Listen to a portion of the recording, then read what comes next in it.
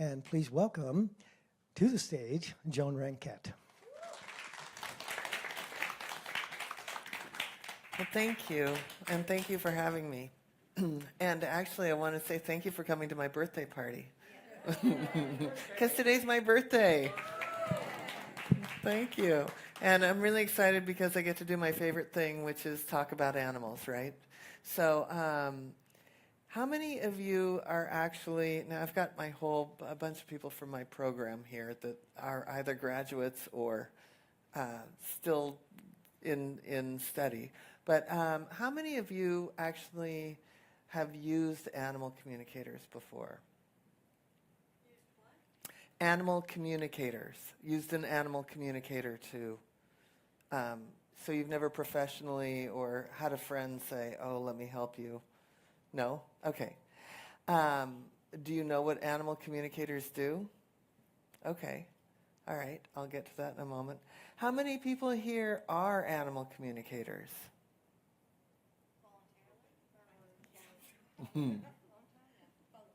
Okay. Ish. We fall into the ish category. And then how many of you have felt like you're really connected with animals? Okay, there we go. So animal communication is, the way that I do it is using telepathy. It's receiving, it's the transference of pictures, words, and feelings. So every time that you've ever felt something from an animal is telepathy. So how many people here have felt like they've gotten a picture from an animal? How many people have felt like they've heard a word from an animal? And then how many people have picked up on a feeling? Okay, so now I'm going to ask you again, how many people here are animal communicators? All right. So when we're all on the same page, it just goes a little better, right? Because the only difference between me and you is I've practiced a lot, and I've talked to a lot of animals. But really, we're all doing this all the time. And one of the most important things about, I'm going to put in air quotes, doing animal communication is that when we get to a certain point, we shouldn't be doing anything. We are actually kind of being that. And so let me break that down. If we're in the act of animal communication, so to speak, where we're picking up on the pictures, words, and feelings, we are, it sounds like, oh, I'm going to understand what Captain needs and what Captain wants. But the truth is, what you're almost in concert. You're in a field of energy where you know what each other wants. But in the meantime, sometimes we have to really learn how to do that. And we're going to learn how to do that tonight. Does that sound fun? Okay. And so one of the, as an animal communicator, so just to kind of explain some of the things I do, people call me on the phone and they set up an appointment. So I end up communicating with their animal. So one of the first steps is I get quiet. I communicate with their animal. I get a sense of what's going on. And from there, I tell the person what's going on. And then, it helps someone make a decision. And I'll give you a few examples. About a year and a half ago,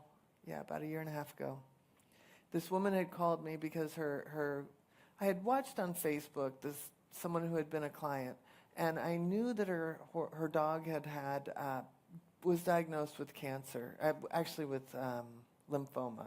And she would say it was the good kind of lymphoma, right? It wasn't the kind that was going to take her dog. And she was even going to try chemo, and it was the good kind of chemo. So the dog was expected to live a pretty long life with, a few more years with this chemo and this diagnosis. So what ends up happening is the dog falls down and can't get back up. And so she takes the dog to the hospital, and the the oncologist there can't figure out what's going on. So the dog has now been lying down for about 2 weeks, and that's when they call me, because they called me on a Friday, and they wanted me to come into the hospital and talk to the dog. And so when and she told me that they were probably going to put the dog down on Tuesday, that the vet was going to get back to them on Monday, and that Monday or Tuesday was the day that they were going to put the dog down. So this was sort of like a last wishes sort of thing. So I get there, and the woman was at work that day, the time that we had arranged, but her husband was there. And the husband was lying on the floor, and he was, very sad and really just pretty bereft. The dog was very sad. And so this is a very busy hospital, and I'm in ICU. And, I don't know what the vets are going to think, so I'm just going to, pretend I'm some sad relative. And I get down on the floor with the dog. But the first thing that happened when I walked in was I sensed there's something going on in the neck, that this wasn't some weird chemo thing, this wasn't some weird lymphoma thing, that this dog had a pinched nerve. Now, I can't diagnose, and I can't diagnose in somebody's vet hospital, but what I can say is, you know what? This neck is stuck. And on top of it all, when I communicated with the dog, this was a dog that felt like he was of service, like that he was kind of, I felt like he was the mayor of his little town outside of Seattle, and that I was living in Seattle at the time. And that here he was in this ICU unit with all these barking dogs. And this was crazy. Like, he belonged out there, sniffing people's hands, and he was really depressed about the idea that he couldn't really move. And so what ended up happening was I started doing, in addition to the animal communication and energy healing, which I've got Susan here who taught me all sorts of stuff. Anyway, in addition to the animal communication, years ago I got trained in a bunch of like acupressure, T-touch, a number of things. So I was able to work on this dog who they were going to put down on Tuesday. And I thought, well, you know what? We're going to give this a shot. We're going to try. So I started doing a little bit of work to think about unhooking this neck.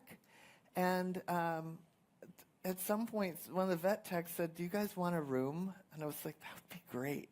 So we get the dog into this room. They put the dog on a gurney. We get roll the dog in. We put the dog, get the dog comfortable. He's all hooked up. All of his little things came with him. And so he's on the floor, and we start doing some very quiet work.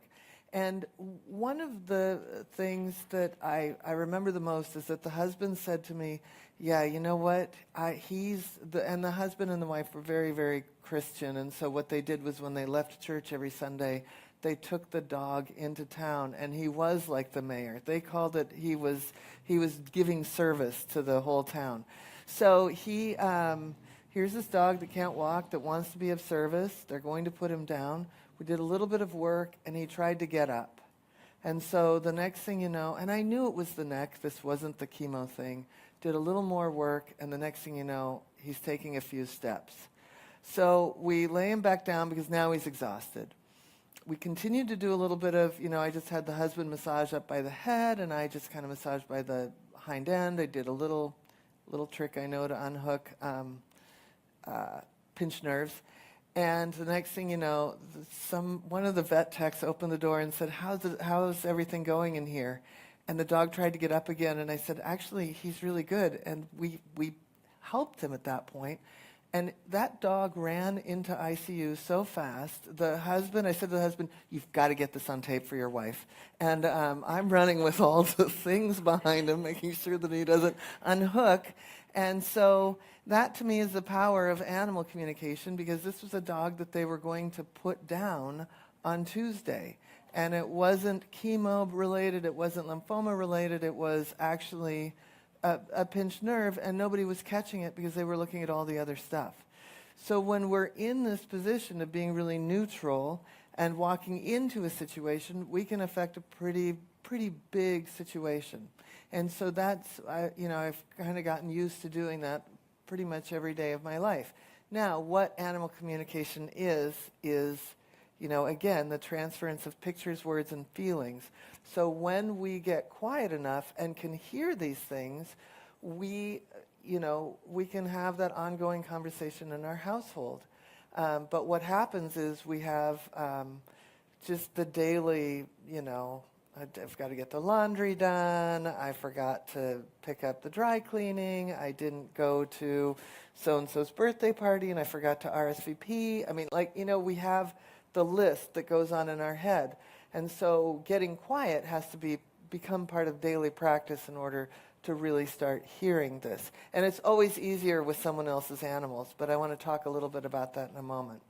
So anyway, I just wanted to let you know that dog Drifter, they gave me the footage of him running through the ICU, and you can hear all the vets going, "Is that Drifter?" And so I put that up on YouTube because it's such a great story. And I just saw the other day that Drifter was out in town, in the little town of Kirkland where they live, outside of Seattle, giving service still to the community. So he's out, yeah. So, that's where animal communication can be such a really profound thing. And what it often is not is it's not a magic bullet. In other words, we still have to take responsibility for what we're putting out in our household. So when we talk about wanting to learn animal communication, we're so often everybody lines up I want to be able to receive the information. I want to be able to do this. And the truth is, what we're putting out is as much animal communication, if not more, than anything else, than learning how to find out what our dog's favorite color is. So we need to be able to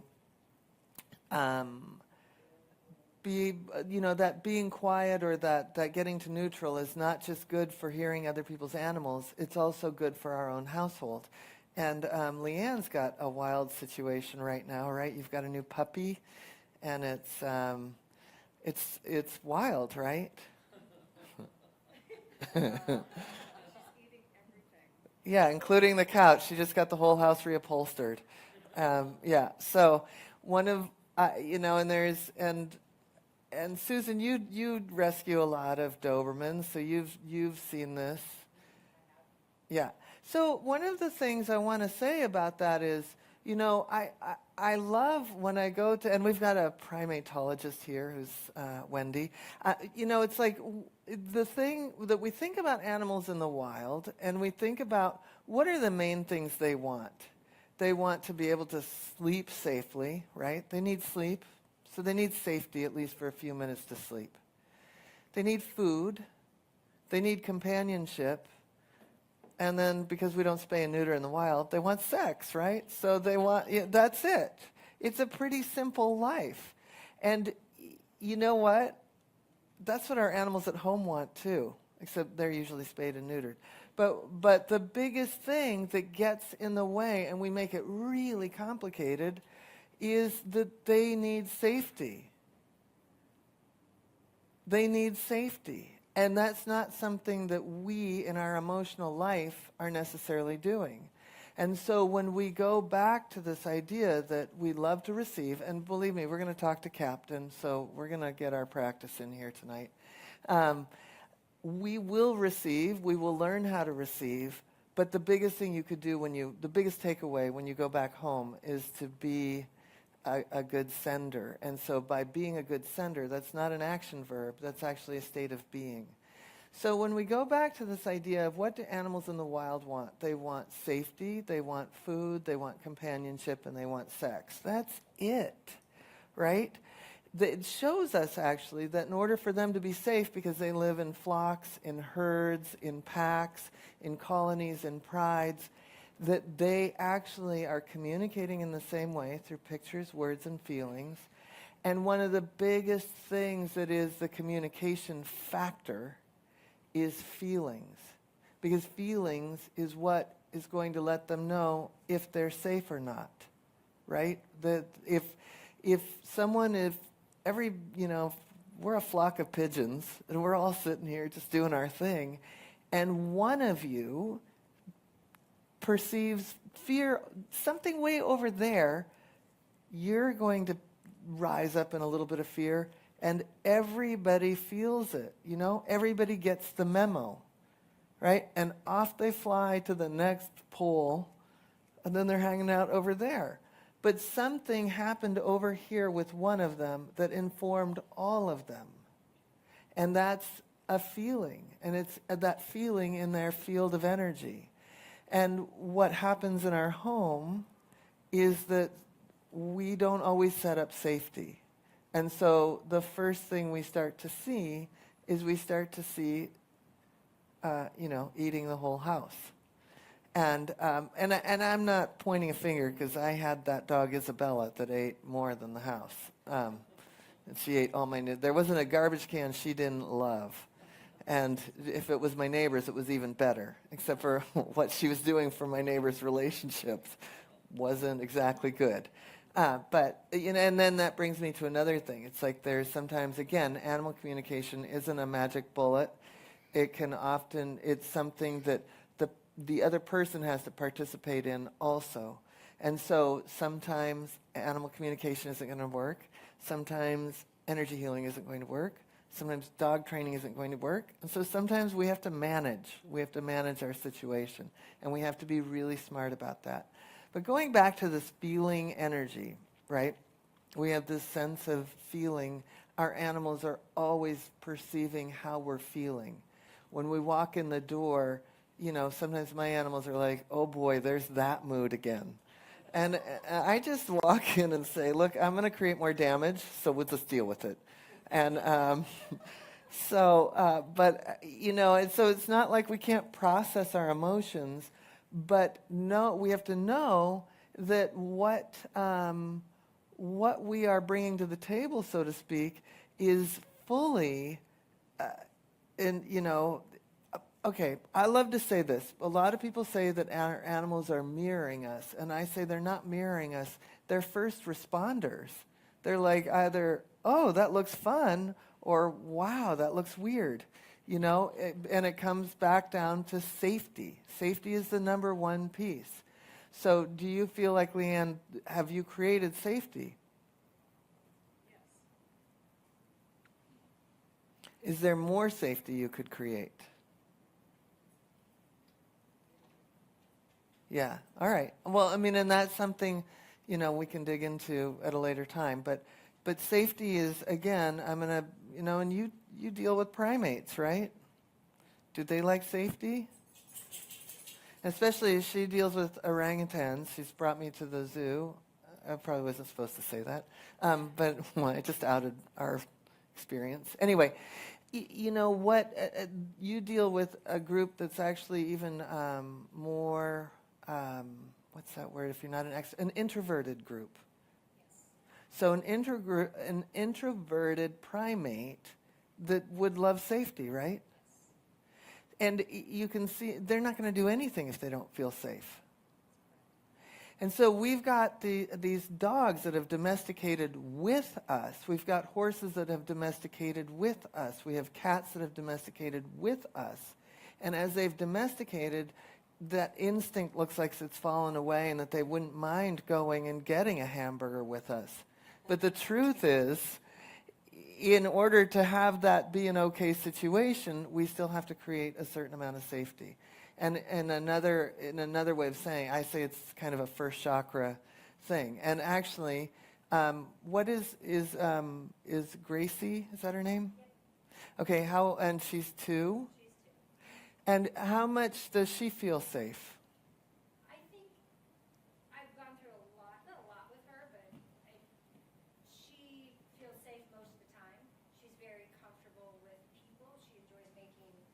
Yeah, actually, can we start that over because we don't have the mic? Oh, for sorry. the live stream people.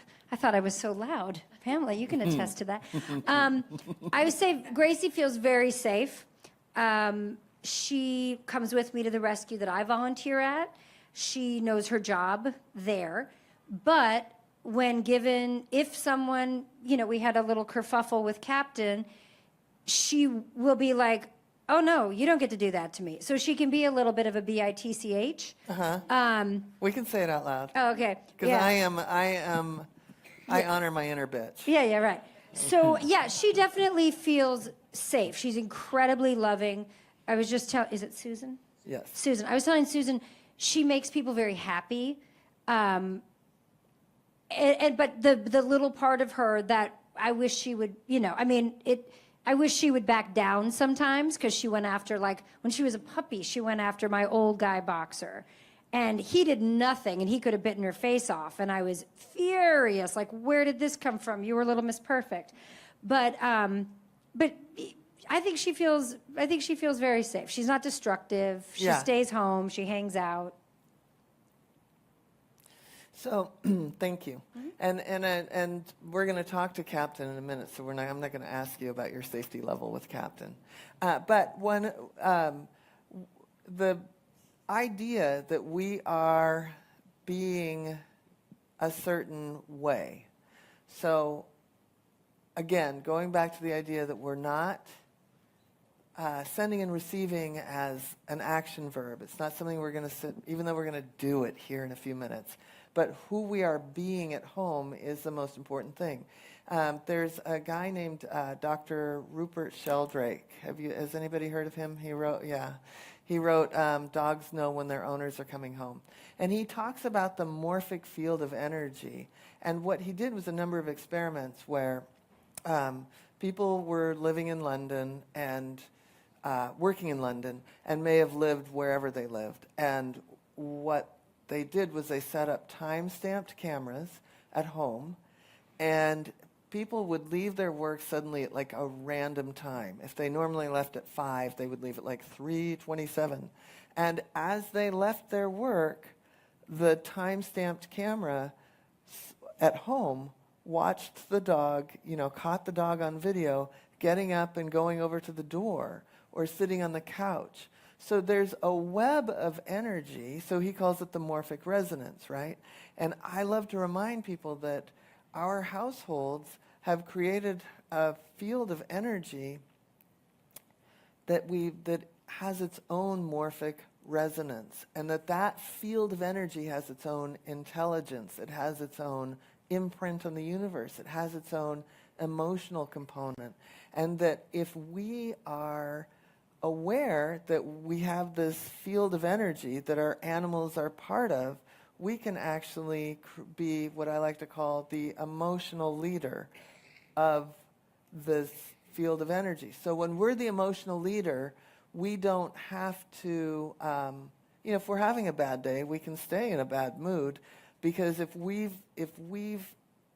been aware enough and make effort to, what I like to say, set the dial for harmony. You know how in a thermostat, if you set the dial at I like it tropical, so I set the dial high if it's cold out. If I set the dial for 80, I'll admit it, in the winter, if you open the door and let the dogs out, it's still going to be 80 in the house. So I like to say that if we could do any one thing for our animals, and this comes back to that state of being and not doing, is if we could set the dial for harmony, all of a sudden it changes who we are in our household. And that's why I'm saying, like, I can walk in a bad mood, but I know I'm walking into harmony. And when I walk into that, I live with 2 horses, 2 dogs, and 4 cats. And we're down a horse and a dog. So, I have a certain expectation with what the household has to be. And so everybody rises to the occasion when I just set that harmony. And it's funny because I wrote the book Energy Healing for Animals, and I've got all of these different modalities that I talk about in there. And what is the one thing that all of energy healing modalities or things like homeopathy or essential oils share?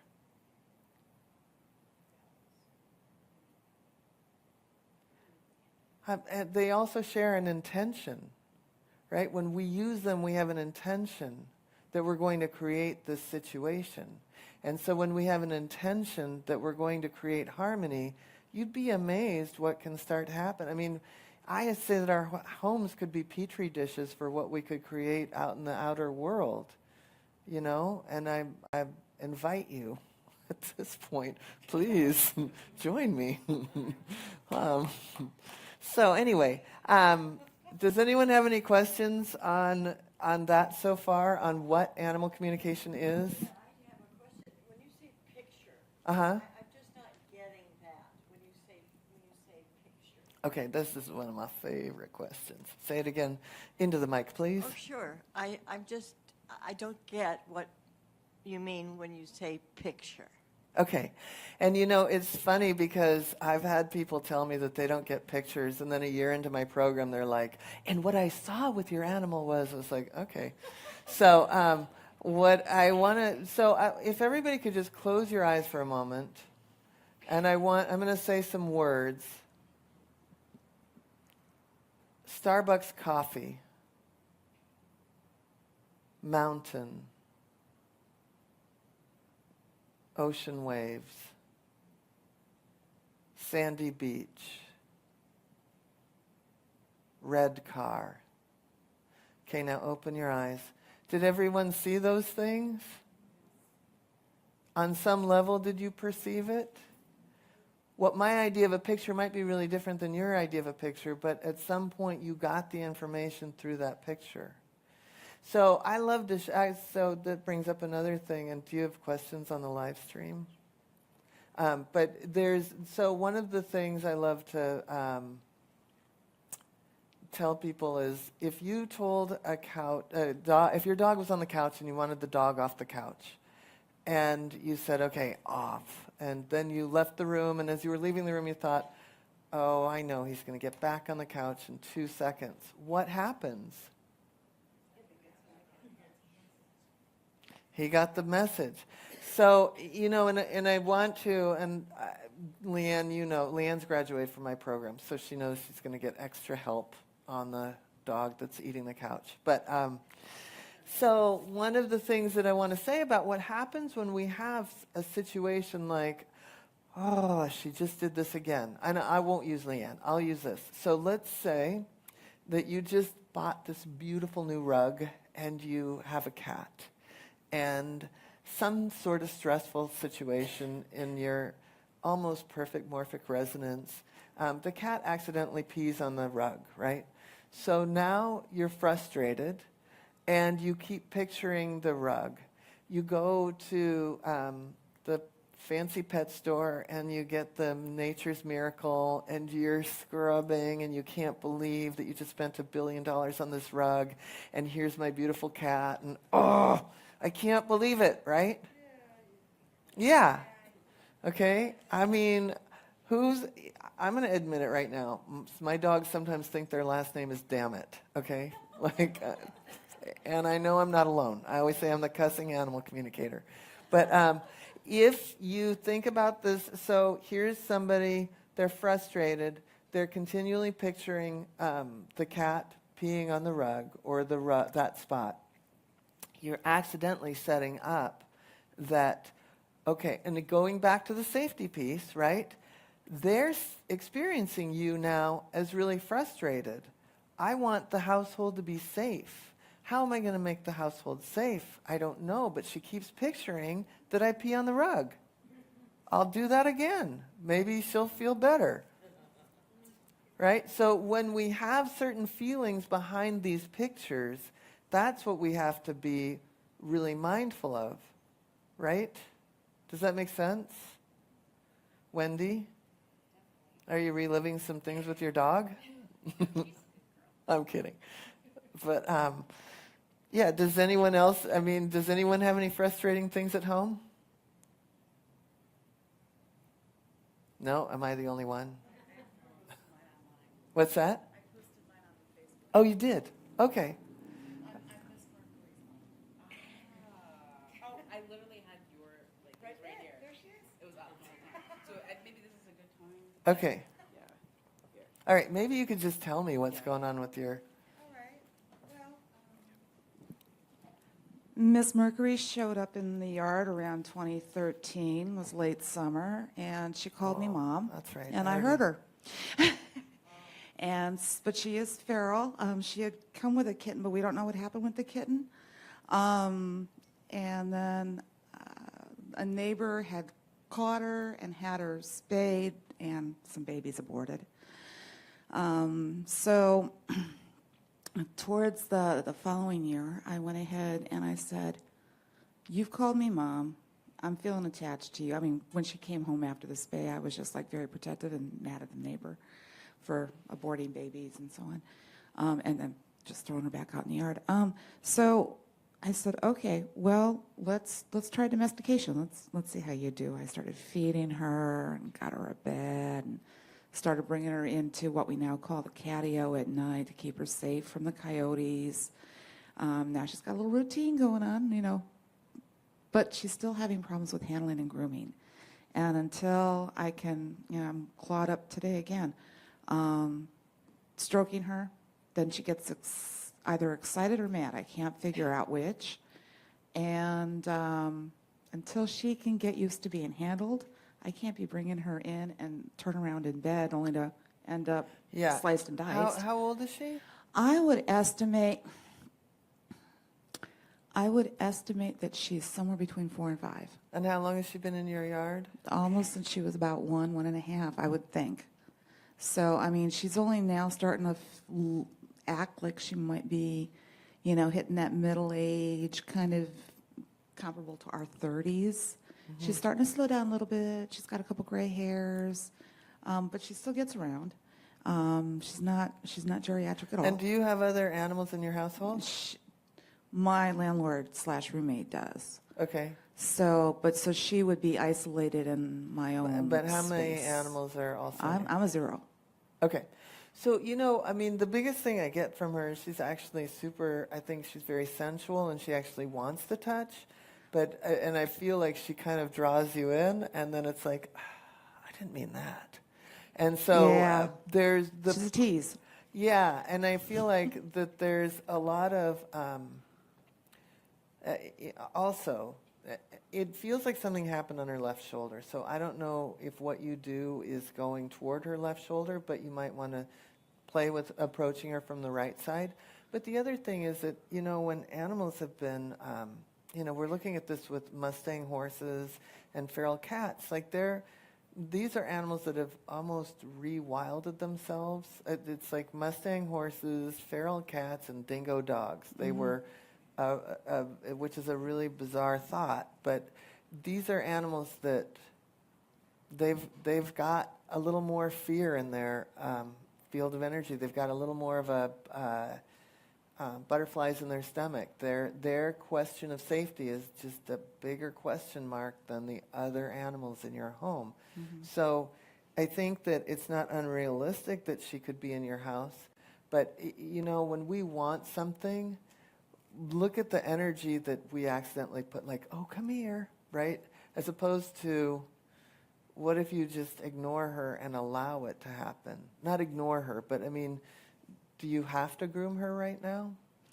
Well, this is the 3rd summer. I'm really trying to make sure every day that she gets a little brushing. She likes it on the head. She likes it on the ears. Anything beyond that. I think she got hurt, and I don't know if you can get her to a chiropractor, but I think there's some shoulder stuff. Yeah, I mean, well, it could have been. She likes to do acrobats onto the screen. Yeah. And, she plays Nadia Comaneci frequently. She does. She's very beautiful. Thank you. She's ridiculous. If I could she's a show gorgeous everybody. girl. She looks to be a black Maine Coon. I want to do a DNA on her. Otherwise she's very sweet. Henry doesn't. She's got her litter box skills are down. Her bedtime skills are down. She's got a routine with eating. Yeah, I mean, and Does I think she you're wanna doing come a in? great. I That's get my a sense she does. I do get a sense She that called she's me working mom. on it. I heard it clearly. No, and I think you're doing a great job. Thank you. Yeah. Thank you. So it's just she's got to get this But done because I just- can't risk turning wouldn't- around in the middle of the night and I don't think she's going to do that. I think it's when she's overstimulated. You've got a closet cat lady sitting right behind you named Paula. yeah, hey Paula. But I think that, when they get overstimulated, that's the first thing they do. And they don't. So that's why I'm saying She's you throwing have me to, off like a lover, huh? Yeah, and that's where I personally wouldn't touch her for a while and just let her build your trust with you. That's not gonna go away. This is now we're going into third summer. This is our third summer trying this. But everybody's different, right? You don't have to Yeah. you don't have to beat yourself up over that. Okay. But you get the sense she does want Yeah, to be. I she think wa- she's she wants to lovely. be. Yeah, she's She's a very she's sweet, sensuous girl. amazingly sweet. Yeah. I'm And it's picking up. funny that we I'm picked picking that up one. Pisces. Yeah. I'm picking up Pisces. I really am. Well, and so the less guilt and the less all the stuff, guilt is my favorite emotion with animals because it ends up helping people just have a disaster in their house, right? It's like the biggest guilt and worry, but I think that I'm going to try to write a book just on guilt. I'll call it something else, but it really will be all about guilt. Because our guilt creates almost like a vacuum. So even like staying mad at your neighbor because they spayed her when they did. I'm past it. Okay, good. But you know what? I mean, that sets up something. So when Yeah. you could just say, like, I'm going to come into this as neutral as I can and let her just be herself. Well, she had already called me mom at that point, but I think what happened is she was just like, "Mommy, look what they did to me," kind of thing. And of course, I was much more protective. So that goes to the security Yeah. issue. Is that I do give her a lot of security. I mean, she's got, like I said, her routines down, and she's a real Look, sweetheart. I'm not the biggest hugger, so I understand. Yeah. And I've got 5 planets in Leo. Oh. So I'm like, hey, come over. All right, you stay right there. Yeah. The lioness has got her ways. I'm with her. Yeah. All right. Thank you. Yeah, thank you. Okay. So what I would love to do is I would love to, and any other questions about animal communication?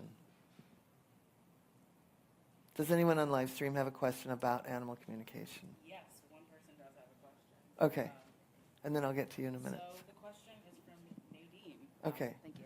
So we have a question from Nadine online, and her question is, my dog has always has to be with me, whether home or I basically take her everywhere with me. A shepherd mix. I was there when she was born and the first human she smelled. Wonder if that's why. But she has stayed with very few people, like when I've had to go away, but it's very intense. Okay. You know what? I would love to do that afterwards because I want to do. And I promise we will get to that one for sure because I love that. What I want to do is actually see if we have any animal communication directly, not specifically about people's animals, and then I promise we'll get to that. So, sir, what was your question? We have 2 cats at home, a male and a female, and they're actually from the same mother, but the female is from a cat that got away. What do you call him again? The cat, a feral cat. Yeah, so her father is a feral cat. And, but the bad thing is that the brother is always fighting the little one, the female. How can we get that they are more friendly to each other? Well, and again, and then I would love to answer that. So, one of the things that's set up in your home at this point is that you've got that kind of feisty energy.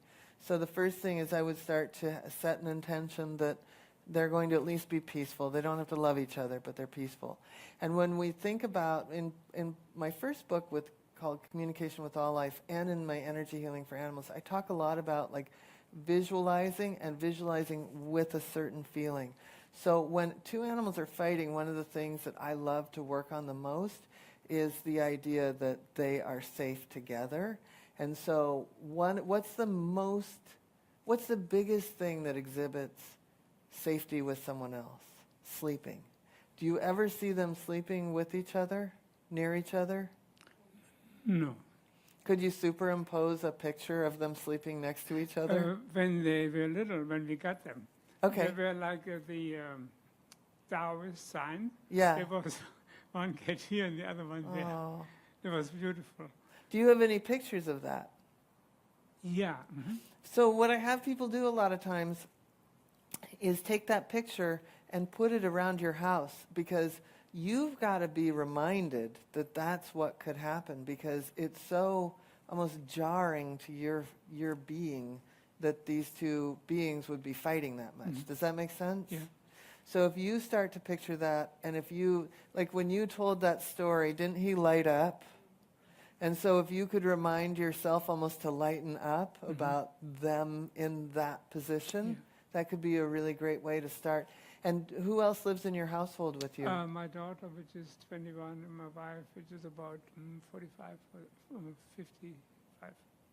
So can you talk them into like really going back to this picture? Yeah, probably. And I think that the other thing, when we get into a pattern like that with someone, we forget that there's another way we could be. You know, so you've got to start creating almost a new neural pathway in the household saying, this is who we are. We sleep together in this little yin and yang sort of thing. So, all right. Okay, thank you. Does that help? Yeah, thank you. Okay. So what I would love to do, who wants to talk to Captain? Everybody, right? I mean, who doesn't want to talk to Captain? Like nobody. Okay. Yeah, he's so funny. He's so cute. Okay. So do you want to come up? All right. Yeah. Yeah, you're going to sit here. That's awesome. Okay. Yeah, he's ridiculous. Okay. So what I would love to do is I think that we're just going to jump right in. I'm not one, I've already talked a lot. Now it's your turn. And so so when we communicate with animals, and hi, Jenny. So when we communicate with animals, we want to get, again, we're going to pick up on the pictures, words, and feelings. I can imagine that everybody in here is very empathic, right? So we're going to get to a neutral place, and I'm going to walk us through a little meditation here in a moment. And then we're going to open up our hearts or our third eye, whatever it is that you feel is, where you receive information. And we're just going to get a sense of his essence. And I like to think that the essence is almost the persona or who they show up in the world as. And we're going to get a sense of his favorite things, which could be his favorite activities, his favorite people, his favorite other animals. And so we'll walk through this whole thing here in a minute. And just think, tomorrow, Susan, we'll do even more. It's going to be crazy. Okay, so so how old is Captain? He's a rescue dog, so best guess is about 3 to 4. Okay, how long have you had him? Coming up on 2 years. Okay. And who else lives in your household, people and animals? Just you? Yeah, just me and Captain. Okay. So, oh, yeah, let's repeat those. Sorry. Yeah, you didn't know you were going to get on stage, did you? I thought he was getting on stage, and No. I was going to sit back Yeah. there. So. Okay. Sorry. Yeah, so Captain's a rescue dog. I've had him coming up on 2 years. Best guess on age is about 3 to 4. Okay. And you live we by yourself? Yeah, just Captain and I. Okay. So what and I'll just put this down for a minute. I'm going to leave this here because you're going to, but we've got, oh, wow. Okay. So we're just going to close our eyes. And if you can unhook your feet and hands. And I want you to just really breathe into the bottom of your feet for a moment and just feel what it feels like to sit in the bottom of your feet. And I want you to, if you're barefoot and you're feeling the floor or you're feeling your socks or shoes, I want you to take a moment just to be in the bottom of your feet.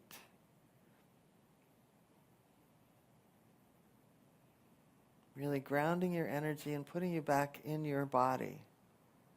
When you think about the bottom of your feet, you can't kind of be anywhere else in your body. And so then I want you to move your awareness up into your legs, moving your awareness up into your torso,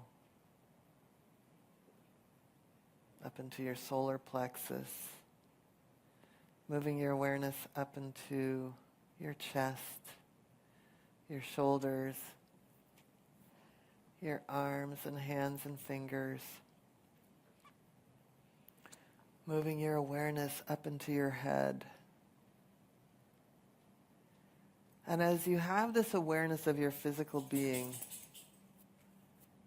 if there's anything that's bugging you in your body or kind of achy or weird, go ahead and just let it go. Put it into a little bubble and let it float away. And you can have it all back after class, but right now I want you to let it go.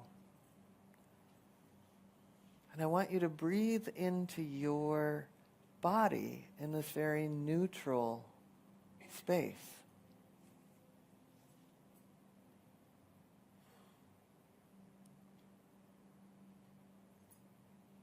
With this new awareness of being neutral. And now I want you to become aware of your mind. Are there any little thoughts floating through your brain right now?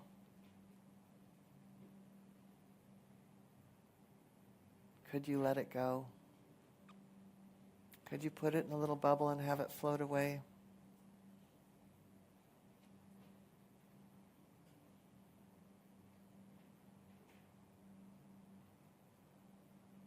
And I want you to feel what it feels like to be completely neutral, mentally and physically.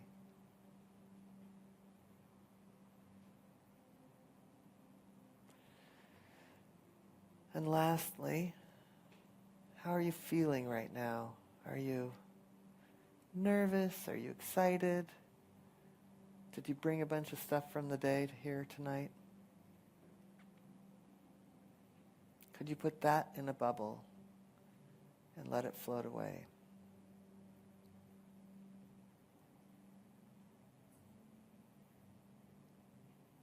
And now I want you to feel what it feels like to be neutral, mentally, physically, and emotionally.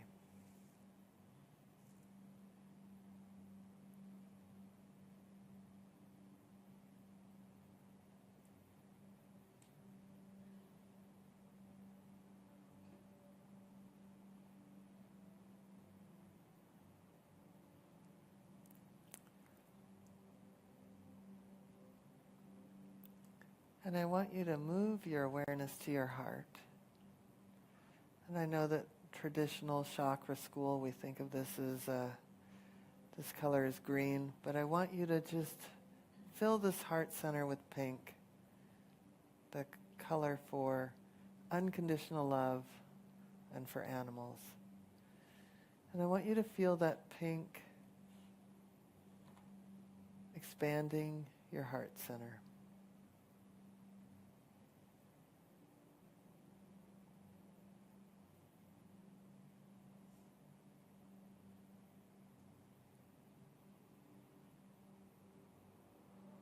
And as that expanded heart center fills with pink, I want you to imagine you're creating a little pink bridge to Captain. And you can put Captain in a bubble, a little pink bubble. And knowing now that you're completely connected to Captain, I want you to feel into him and get a sense of his essence, who he is in the world, and anything that he loves to do or be, what his favorite things are.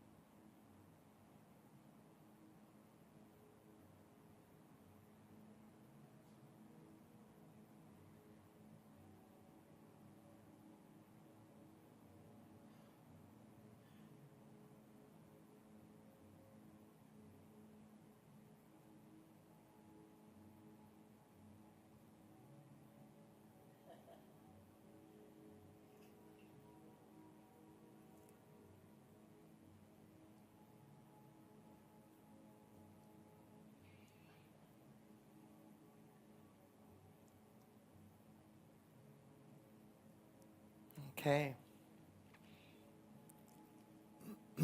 So what I'm going to have you do is be completely poker face. And so pretend that that's not my dog, as people get a sense of your dog. So I'm going to see, did anyone get information from him? Okay, well, I'm going to start right here. We'll start with you.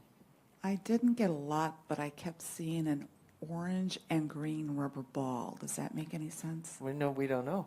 Okay. She's poker face. All right. Who's next?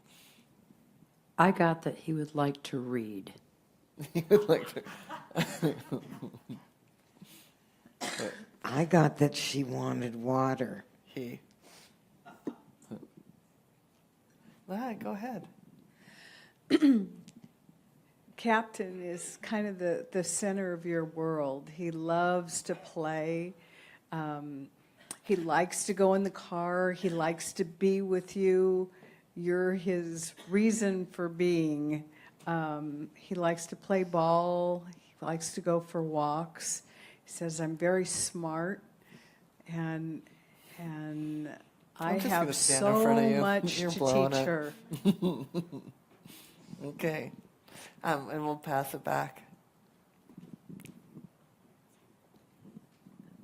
I got just that he's so comfortable and happy where he's sitting right now. I know, he really kind of loves this.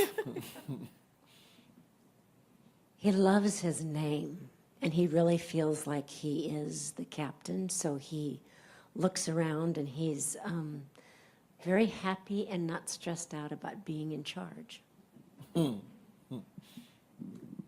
I also got that he loves his name. He said, there's no better name for me than this. And I also got a rubber toy. Seemed to have some knobs or little nubs around it, but and that you are his favorite thing. Yeah. Well, not thing, but you know. Yeah, I got that he's mama's boy, and he's curious about other dogs, but he's got a little fear. Like he doesn't like he'll kind of like go up to them, but he's not like he won't like really get in there with them. You know, he's like he's very focused on you, and you know, when you first sat down, I perceived that he was like looking at all of us, and he was like, "What are you all doing here?" So. Hi, I got that he's actually enjoying observing everyone and trying to figure out what we're all thinking. Yeah, he seemed to really dig being up here. It's just like, okay, I'm on. Well, I got the thing that he likes to go in a car, and that something about a ball, but I thought it was a yarn ball or something, or a yarn toy, something with yarn, some kind of a material. I got to tell you, I'm almost afraid to say this, and the first thing I got from him is, this is ridiculous. What am I doing up here? What the hell am I doing up here? Is this for real? That's what I got from him. That's funny. I want to get over here, and there may be some people. Did anyone say anything online? Yeah, I got the sense that he's really into his name, and he's kind of like the king of the block, the street. You know, he kind of knows he's handsome and walks around like that. I got a Frisbee, but I don't know. And it was an orange Frisbee, which was interesting. Yeah, when I was watching him before your presentation, it was like he's boss. You know, he is dominant here, you know. And what I've gotten since he has been up there and we were meditating and picturing, he is being, I feel, and it seems like he's, I don't want to use the word submissive, but he's calmed. It's more like he's more connected than than being top dog. You know, like he's more here with He's us. available. Yeah, and open. Yeah. Yeah, that's what I've gotten. That's great. You want to pass that back? Here we go. Okay. Did anyone else get anything? Do you want to? Yeah, Susan back there, and also, all right.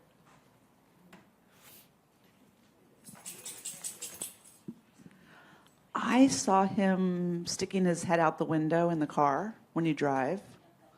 And I also saw him sleeping in your bed with you and sleeping all through the night without not being restless. He's very smart. Okay, so I'm going to let you answer this here in a second. But when people were saying things, did you feel like, oh yeah, I saw that too? Because one of the things that happens with telepathy is it's happening so fast that we only kind of like hook on to one or two things. And the truth is you all probably said something we'll find out here in a minute. But there's times when we don't like kind of grab that thing, but when images are flying at us, we can't almost grasp them all, but we kind of heard it and let them land, didn't we? When we heard someone else say something like, yeah, I kind of got that too. Okay, so if we could have the mic. So do you want to tell us about Captain? Sure. How did they do? I'm just smiling because I think it's spot on. He thinks he's in charge. He does think he is really smart, but he knows it. And he goes to daycare, and he thinks he's smarter than all the dogs at daycare. He's also like too cool to like, you know, when another dog comes in the room, he'll be the last one to go up and sniff him and just walk away. He's very dog selective with who he plays with. Yeah. So Does he like the car? Loves the car. Are you his world? I think I am his world because he is mine. Yeah. Oh, His does he have toys. rubber toys or balls? He does have balls. He tends to like stuffed animals a little bit more. So he has a couple stuffed animals that he loves. They're his friends. But yeah, he does love the car ride. He does well in the car. We've gone on road trips. He does sleep in the bed sometimes. But he has a dog bed next to my bed, which he loves too. So. Okay, so how do you guys feel? Isn't that cool? That was pretty good, huh? First time out? Mm-hmm. Was that fun? Yeah, no, I love it. Yeah, he's great. All right, does anyone have any questions for Captain?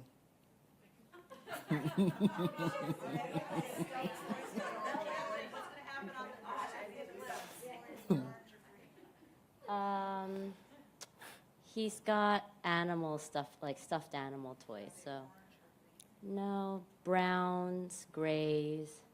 You know what, she'll Not probably too think much. of like, oh, when she's driving home, that's Yeah. orange. Tennis balls. Yeah, but he has. Someone mentioned spiky balls. So Jenny. there are. He's popped. Jenny's taken this class Yeah. before. I'm So kidding. he's popped a few of those.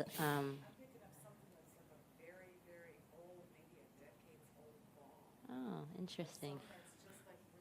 It's probably at my Yeah. house. I've got some ghetto toys.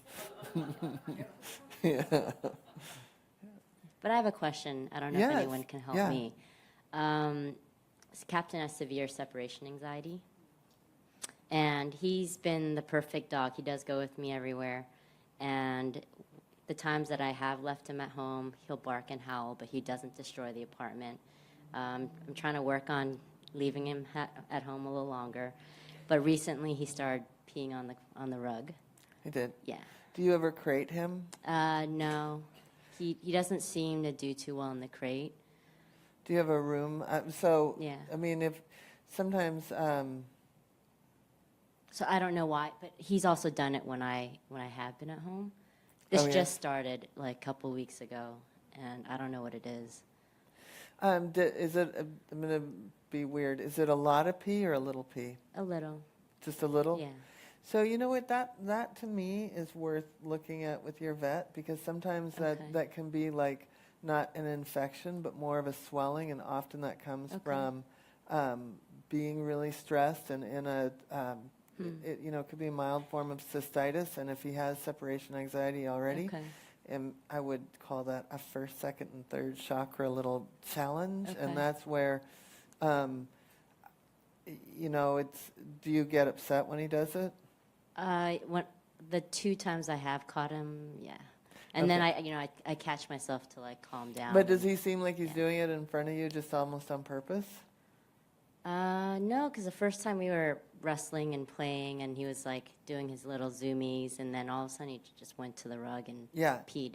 Yeah, and so that's that whole like stressful. There's a little, even when it's fun, and it's I have Catherine's my house sitter, and so I've been dealing with. I have a cat that has had that exact issue, but it, you know, I just traveled for 3 weeks, and so I had to really like reset the harmony. I did a lot of anti-inflammatory, like omega-3s and things like that. That because I think that what happens is when they have a stress like that, often they will get a big. It can create a physiological thing. Right. He's like, we don't have to talk about my pee. I'm done with that. But anyway, yeah, let's go back to the captain. Captain. But yeah, does that help? Yes, absolutely. Okay. All right. Did anyone have any questions on the live stream about him? They didn't, but somebody did say that he likes his ball, he likes running off his lead, like you are totally his person. Thanks. Oh, that's so great. Yeah. All right. Does anyone have any questions? What are you going to be doing tomorrow? This, a bunch of this. It's so fun. I kind of, I've got 3. I've got one of my graduates and 2 of my students right here. Are my classes fun? Yes. Yeah. Do we? And what's really interesting is the more people that you have in a room doing the same thing, the more intense the outcome. Yeah. It's pretty fun. And so if anyone isn't signed up for tomorrow, I'd love to have you. Because Susan's going to be here. You know, it'd be better at this point, because I think we have a few, if we just brought pictures. Oh, we can bring pictures of our doggies? Oh, yeah. Yeah, you'll get your animals read. It would be easier for the harmony of the classroom. And the cute factor, because otherwise I'm like rolling around. We're all rolling around on the floor, and what happens? We just roll around on the floor and play with the dogs. And I mean, and I can charge you for that, but I think it'd be better if we actually communicated with them. Because I know, I think there's a few people that already have said. So what was the German Shepherd? Can you read me that question again? All right, so thank you. That was awesome. Captain. Oh my God, is he proud? Sorry, thank you. So we don't have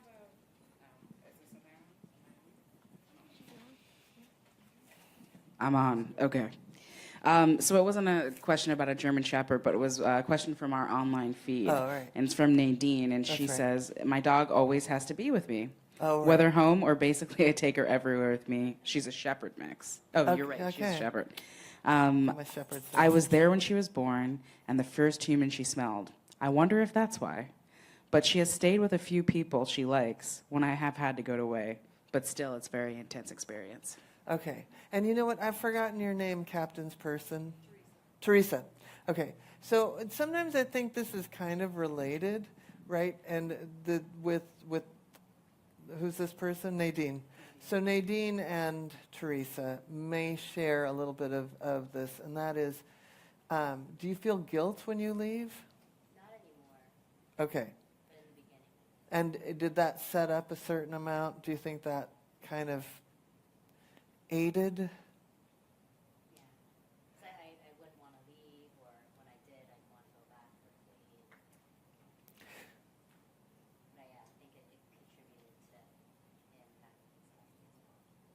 Because see, I'm sorry, we didn't get that on the. So I had asked for the online people that if she had had guilt, and she said in the beginning. In the beginning, I did feel guilty for leaving him. And I remember I adopted him early December, and I was flying back home to Hong Kong for Christmas, and I just cried the whole time because I felt guilty for leaving him behind. So that's such a big, I mean, imagine that for him, like the amount of safety, going back to the safety that set up for him. Like that kind of put him a little bit in uh-oh, to see you in that stage. And in Nadine's case, I mean, I think that, I don't know if guilt was ever a part of it, but I know that, I mean, my sense is that dog, that dog, like, I feel like Captain has a real clear, like, I am the captain. This dog, Nadine's dog, it feels like maybe she could give the dog some more kind of jobs or things to do that would help her dog have a sense of purpose, more purpose than this. Because, you know, it's funny, it's hard to imagine, but our animals actually have their own purpose. They're not here for us. And they're not our teachers. They may teach us something, but they have their own karma, their own trajectory, their own wounding, their own healing. And when we've put that kind of like, oh, he's here for me or she's here for me, now we're putting a lot of pressure on them. And at the end of the day, in Nadine's situation, I think that giving her dog a couple of different little, you know, and that's where when we look at the essence of an animal, we can really bring out, like, I feel like that dog has a healing sense. That dog has a caretaking, a nurturing side. So it's like, what are some other jobs that a nurturer could have? And for me, I think of, like, I have a couple of nurturing dogs and a nurturing horse. And so it's like, well, you get to be in charge of, I have a nurturing cat. He has to clean everybody's ears, right? So you get to be in charge of taking care of the house and everybody's ears. And thank God that's not my job. Okay. When I used to leave my dog, I would say, guard the house, that's your job. Yes. Exact words. Yeah. So say that again, please. When I would leave the house, I would tell my dog, guard the house, that's your job. And I had a dog that I just lost in March named Isabella, and when I would leave the house, I would say, hold the couch down. Just hold that couch down. Just make sure it doesn't move. Because some dogs are a little too protective, so it's like, I wanted to just, like, you just chill. So if you could hold that couch down, that'd be great. And that's a really good one for those kind of amped dogs, you know. It puts them like, okay, I'll take care of that. And now I've put Henry, after Henry was upset with me leaving this last trip. Now, whenever I leave, it's like, Henry, you're in charge. So I put the black cat in charge of the house. And not the dogs. Okay, so should we take does anyone else have a problem? Oh, yes. Oh, right, we've got a cat. I don't know if I should take her out or not. Captain likes to go after her. So. Oh, okay. So I have my cat Mimi here, and I just want to ask if she's happy and what I can do for her. She's getting kind of old. Okay. And will she ever be able to be reunited with her brother, who's her litter mate? Does she not like her brother? They kind of hate each other. Okay. All right, so can we bring Mimi up? We don't have to let the cat out of the bag. I couldn't resist. That was Paula kind of joke. All right. You just so people can see, and just so, oh, hi. Yeah.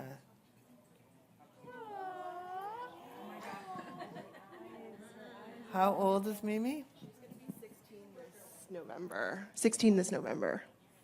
Okay. She's 16. young. She's 16 years young. All right, do you want to have a seat? Okay. Does anyone else want to get quiet and get a sense from Mimi? Oh. How old is the brother? He's 16. Okay. And does he live in your house? All right. Who else lives in the household? Okay. Oh, and my baby. Oh, yeah. She's very Oh, new, yeah, so. a baby. Whatever. Oh. So I don't know. The sense I get is that the litter mate's kind of a pain in the ass, and that she's actually quite happy being in charge of the whole thing, and there's a lot that has changed with the baby, but it feels like there was something that changed right before the baby. Did anything change with a job or a house? Well, my other cat, Sebastian, who's her brother, and her litter mate got really sick, so he came back from my mom's house to live with us. Okay, so it feels like there was like boom, boom, boom, like a whole bunch of changes. And so right now, it's not that she wouldn't let the brother come back, but the other brother, but it feels like, she wants things to be a little more chill, and she's actually loving getting as much attention from you, because even though you have that baby, seems like you pay a lot of attention to her. So I feel like she's really, really happy. But I mean, I do think that she's aware of change. It's like there's been, in the last almost year and a half, maybe 2 years, it's been like thing after thing after thing. We moved 2 years ago. Okay, so yeah, there's been a lot that's been like, kind of caught her off guard. Does anyone, Wendy, where are you going with this? She's like shutting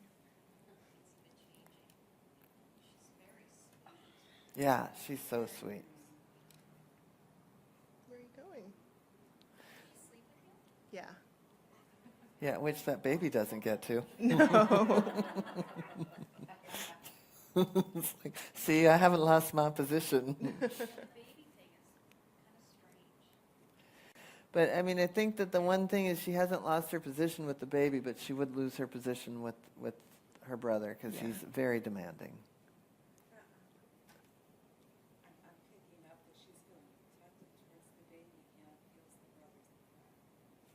The brother and the baby haven't been in the same place ever.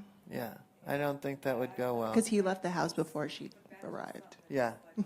Yeah, keep an eye on. Yeah, I mean, again, it always goes back to safety. Are you, Mimi? She's very cute. Does that help? Yes, thank you. Yeah, thank you. Okay. I don't even know what time it is. It's 8:37. Oh, okay. All right. Putting the cat back in the bag.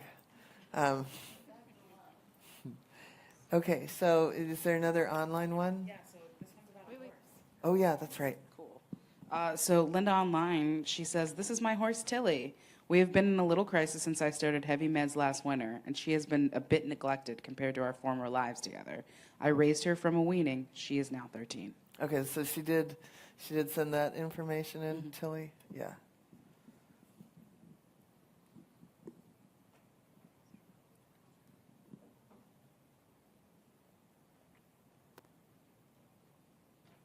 And do we know if Linda's watching this?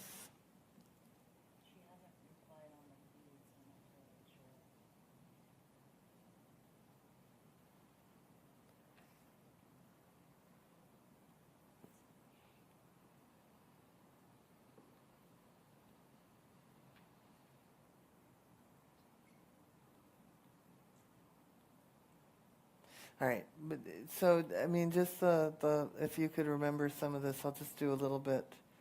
So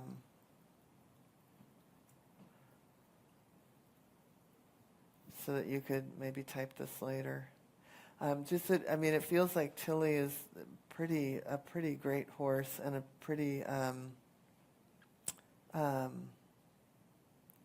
just been a huge character in her life. And so for Linda, it feels like Tilly's a lot smarter, I think, than she's giving her credit for right now, and Tilly understands what's going on, but it feels like if she has more of an,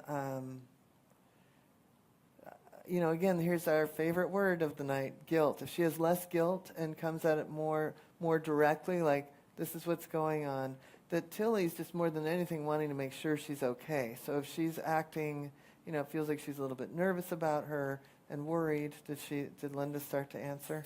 No, not yet. Okay. But, so I just feel like the more upfront Linda is with Tilly, the better off this horse will be as they start to work together again. Okay. Does anyone else have a challenge at home? Yes. I'm actually going to bring my cat tomorrow. I think I talked to you Yeah. earlier. I have a cat who's about 4 years old, and he's black and white, and he likes to sleep between my boyfriend and I at night. We call him the interloper. Mhm. And it causes a lot of friction in our relationship because he just doesn't, he loves the cat, but it's like it really annoys him when that cat's like, he just insists on being in the middle. And I don't know what that's about. I think it's about you. Well, maybe so. Which one do you like better? Maybe you don't have to say that. But can you, is there any way that, we'll take a deeper dive tomorrow. But I would think that, I think that it's up to you to kind of set even the parameters. I'm a real, I always joke that I'm half Border Collie and half Thoroughbred and 100% Leo. But, I live with Border Collies. I have for a long time. And, I think even with cats, sometimes we have to set boundaries. And everybody's happier when we know the rules. And I think that cat is having some fun. Oh, yes. Any other questions? Yes. So back to Gracie. Uh-huh. I kind of get and just accept the fact that she's a dog. And when, because I tried, I'll take her to dog parks because I want a perfect dog, which is, I'm very anti, because she gives off an energy, I think, that other dogs are like, oh, really? And then she's just like, yeah, we're going to do this. And it's not often and it's whatever. And that's why I don't go to dog parks anymore. And I take her to the rescue and she has her job. But she is interesting because I want a perfect dog who's going to be like, okay, fine, no problem. Yeah, I'm talking about you. Amplified. Yeah. Amplified, girlfriend. Oh, you're fine. You're fine. So I know, I'm she curious. was really funny. I mean, She's like, what? I'm perfect. She is perfect. I mean, she really is in a lot of ways. And I made her be perfect because otherwise it'd be on me. I got her as an 11-week-old puppy that somebody was giving away, so I took her. And my previous boxer was a real monster. I mean, I was just telling Pam, I wish he was alive still because you would have had a heyday with him. So she's little Miss Perfect. And then sometimes I'm just like, dude, and it's not often, which is why I keep her on her leash and I control it because it's unacceptable to not control it. But it's curious to me because I see it in dogs who are like, oh, I'm going to get you. Like she'll be playing nicely with one other dog. And then a third dog will be like, really? You don't get to do that. And then she'll be like, okay, F off. Right, girl? She does. I know it doesn't seem like she does, but she does. Yeah. She's a big girl. That's Yeah. true. You know what? I don't think.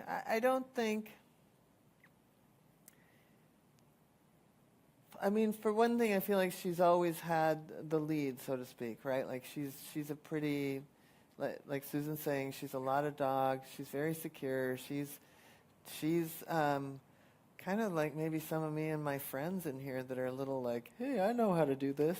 Like me right? as well. Mm-hmm. Because, I just want to ask you, like, how many wallflower friends do you have? What? Yeah, none.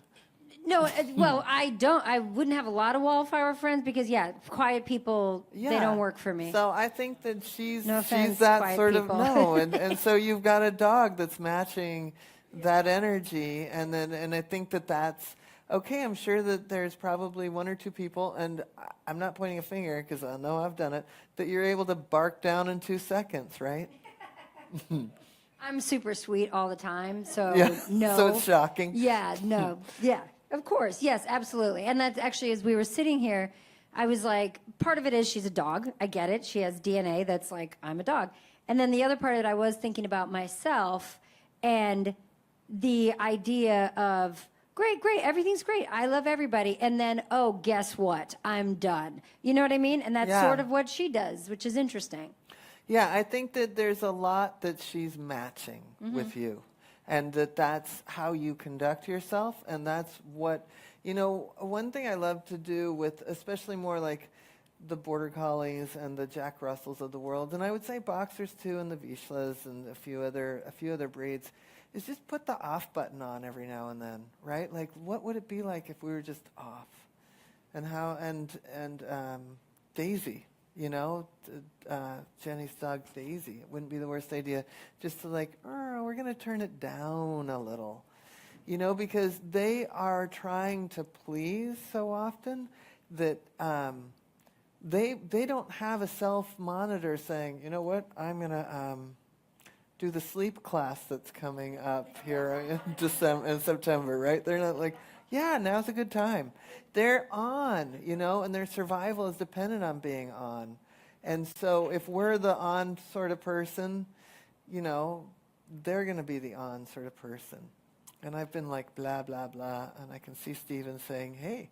Okay, all right. So anyway, I think that one of the things that I love to do, and I'll tell this little story. I had a dog, Olivia, that I lost about a year ago. A year and a half ago. And I'd had her since she was a little teeny baby. And I had her at a time when I was married, and my husband and I went through we were victims of a big crime. And so we were pretty shattered as this puppy walked into our lives. And this dog was half Border Collie, a quarter German Shepherd, and a quarter Rottweiler, and 100% Scorpio. So she was a handful. And Wendy met her in Seattle and Leanne came to my classes in Seattle. So both of these two met her. And Paula met her in Florida. So anyway, she was a lot of dog, and she was on. And often I think of dogs that are on like that all the time. It's like they're kind of shooting their adrenals off. I mean, it's just not good for them physically. So I got divorced, and the dog and I were sad. And I had a cat. And we moved from Florida to Seattle, and that was a big adjustment with the horses and the whole thing. I just moved farms like no less than 2,500 miles. But anyway, so we went through that. And so there were like a couple distinct times when we were grieving together. And then what happened, which was really wild, was, so I was moved to Seattle because my dad was older and he was sick and what have you. And so then when my dad died, I watched my dog start to grieve again with me. And I just said to her, you know what? No, you're the dog here that's going to get me out of the house. It's not your dad. You didn't even spend any time with him because he was too old to come over. You've got to be the dog. Please be the dog. And right now I need you to be off. Like, turn that dial down. And thankfully I'd already had a practice with her of turning that dial down and just saying, you've got to chill, which is why she became such a really balanced dog to begin with. But she got that. Like, she let me grieve. Suddenly she was like pulling the Frisbee out, like it's fun time. And she would always come when I'd been working too much and put the ball on my lap like I want a wet ball while I'm talking to someone on the phone about their dying cat, right? But okay, thanks. It's like she really repositioned herself into that great friend again, instead of like taking on all the stuff. So when we have animals that really match our energy, we need to really be aware that we've got to create the dividing line. We've got to sometimes put a little bubble around them and say, just be the dog. And I'm going to go over here and be intense in my day job, or I'm going to go over here and do this. And it might be a great exercise for the two of you to like, hey, we're going to have some off time together. I hope that helps. Look at, she's completely out. Okay, bye. She's already taken the direction seriously. Yeah, I'm off. I'm down. All right. Well, that was great. I'm glad that. What a great demonstration of I'm off duty. All right. See how animal communication works, just like that. Anyway, thank you guys for coming, and this was really fun. And I hope if you're coming tomorrow, I look forward to it. If not, I hope I see you again sometime. And thank you, Stephen, for having me. Yeah, and thank all the people on the live stream. Bye. Joan Ranquet, thank you very much for coming Thank to Bodhi you. Tree. That It was was really a really treat. fun. So these are the books. One time more, I'll remind you, Energy Healing with Animals, and the brand new one, The Dharma of Dogs. Show, actually. Yeah, please So, take a look here. I'm a contributor in this. There's a bunch of other really great stories, but this is the dog I just lost, my Isabella. Where is it? And the story, just so nobody feels badly ever about anything they're doing, is called Sometimes the Best Teachers Are the One That Make You Cuss the Most. Because she really taught me. Oh, where is she? Oh, here she is. Okay. There she is. There's Isabella. And she's the one that never let a garbage can go unnoticed. That's great. Yeah. This is a wonderful collection to which Joan is a contributor that includes Eckhart Tolle, Alice Walker, Pam Houston, many others. So definitely check that out. You don't have to leave. I wasn't trying to shoo you off stage Oh, no, either. no, You no, were it's ready good. to be done.